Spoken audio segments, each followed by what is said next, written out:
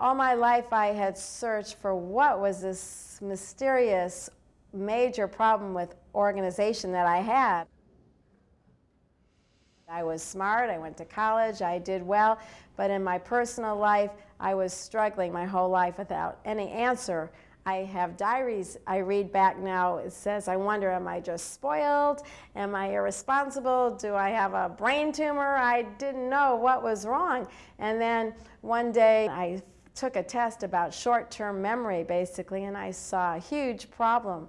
And so I started from there to understand that maybe there's something very real about what I was experiencing.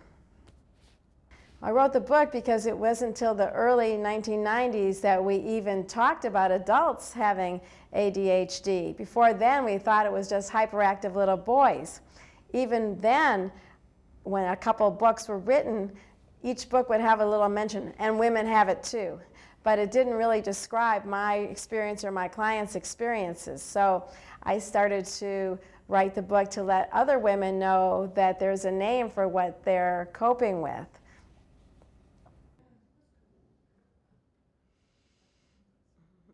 The gender role expectations that a woman has of herself, which she compares herself to other women who seem to do these tasks easily, cooking, cleaning, organizing households.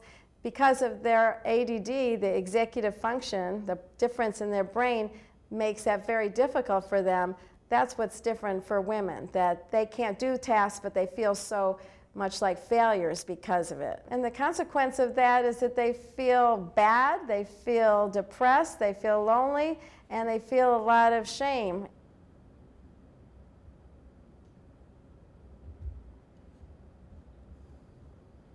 It's been an amazing journey for me to connect with women all over the world who finally know that it's not a character flaw, that it's just a little difference in your brain that makes you see the world differently.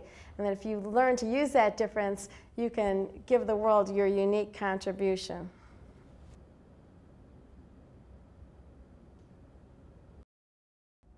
Everything becomes possible. Whoever you were all those years are not wasted. They're just waiting to be released.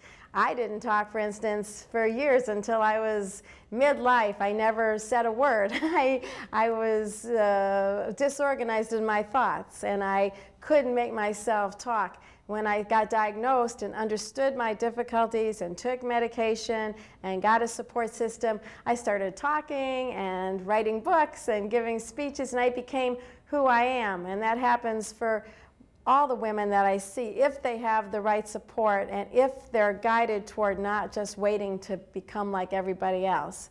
If they learn to be uniquely who they are, authentic, then everything's possible.